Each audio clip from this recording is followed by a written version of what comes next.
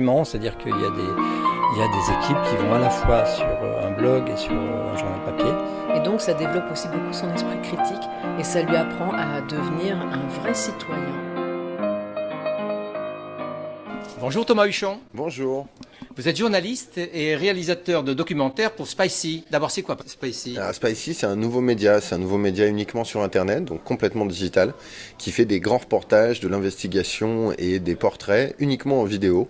Et donc, c'est un média sur abonnement, donc qui refuse la publicité et qui n'est lié à aucun grand groupe industriel ou grand groupe médiatique connu. Donc, c'est un nouveau média sur la galaxie Internet. Voilà. Et c'est la French Touch du documentaire qui est diffusé sur le web.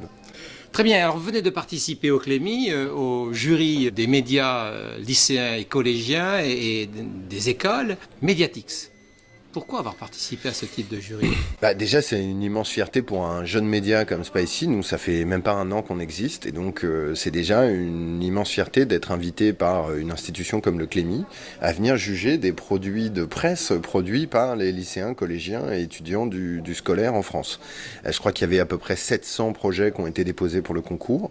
Et donc, nous, on est venu voir un petit peu comment est-ce que les jeunes faisaient de l'information et quel était leur rapport à tout ça. Et le résultat est quand même assez surprenant. La qualité du travail, la qualité du travail est très impressionnante. Ils ont, comme toute cette génération, très bien intégré les différents codes de l'information. Ils manient différents formats. Ils peuvent écrire, faire de la photo, faire de la radio, faire de la vidéo. Ils utilisent les outils techniques de montage, d'édition avec une facilité déconcertante.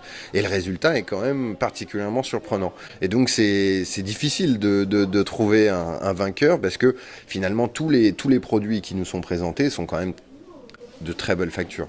Alors, on nous a donné l'information selon laquelle le papier se réduit un petit peu au bénéfice du numérique, donc du virtuel. Est-ce que c'est ce que vous pensez de l'avenir de la presse, Spicy étant essentiellement virtuel ? Alors nous, on est 100% virtuel parce qu'on n'est que sur Internet et on fait que de la vidéo sur Internet. Je crois qu'il y aura il y a de la place pour tout le monde.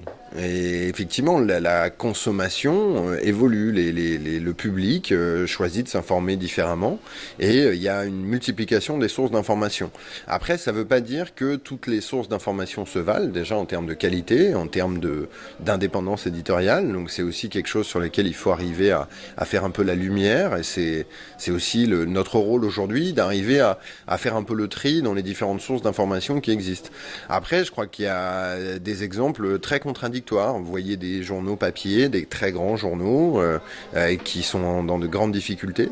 Et en même temps, vous voyez des expériences nouvelles comme 21, comme Mediapart, comme je pense à 6 mois, je pense effectivement aussi à Spicy, je pense au Jour, le site monté par cette petite équipe sortie de Libération.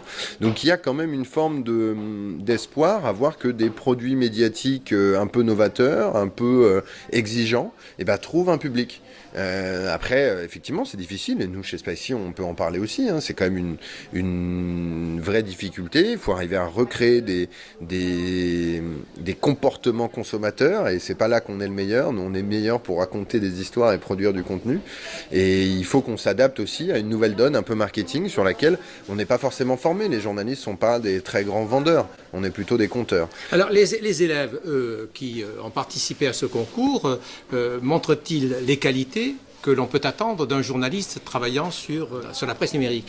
Il se trouve que les projets qu'on nous a demandé de juger, qui étaient plutôt des projets numériques en l'occurrence. Moi j'étais sur le jury médias numériques collège, et donc du coup on a vu des produits numériques. Déjà, c'est exactement ce que je disais au jury et ce que j'ai dit aux lauréats quand on a fait un petit Skype après la remise du prix. Moi je crois qu'à l'âge de 16 ans, j'aurais pas été capable de faire ce qu'ils faisaient. Donc ils ont, à mon avis, un temps d'avance sur les générations précédentes. Parce qu'ils maîtrisent déjà les outils.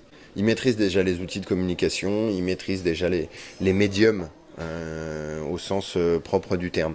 Et donc je crois qu'il y a effectivement une nouvelle génération qui a l'air friande d'informations, qui maîtrise très bien à la fois le paysage médiatique et les outils qui sont à sa disposition.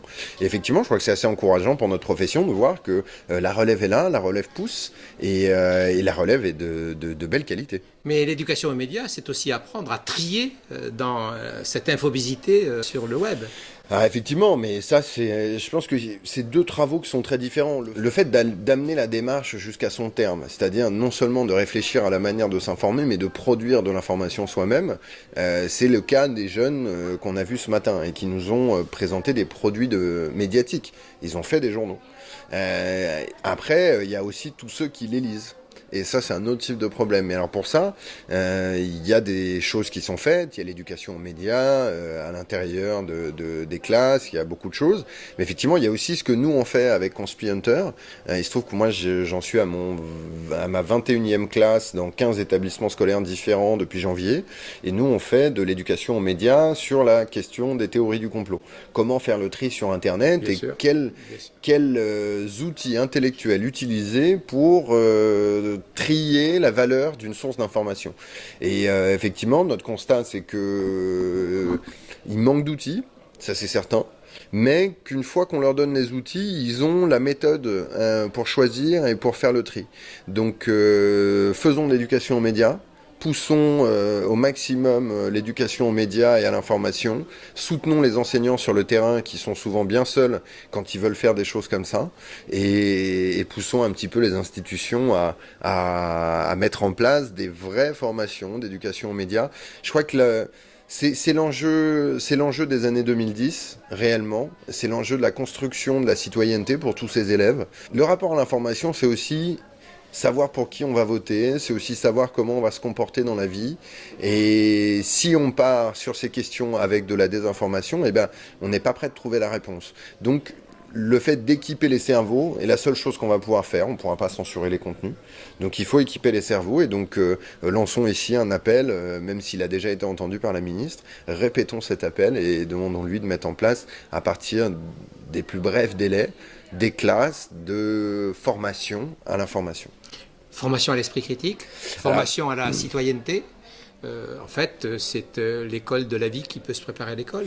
Ben, bien entendu, mais l'école, c'est aussi l'école de la vie. Mais je crois qu'il faut bien comprendre qu'aujourd'hui, le rapport à l'information a changé.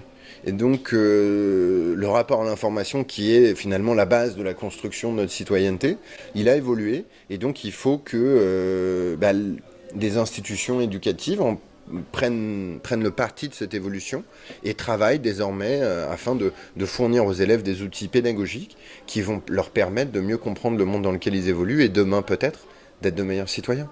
Merci. Merci à vous.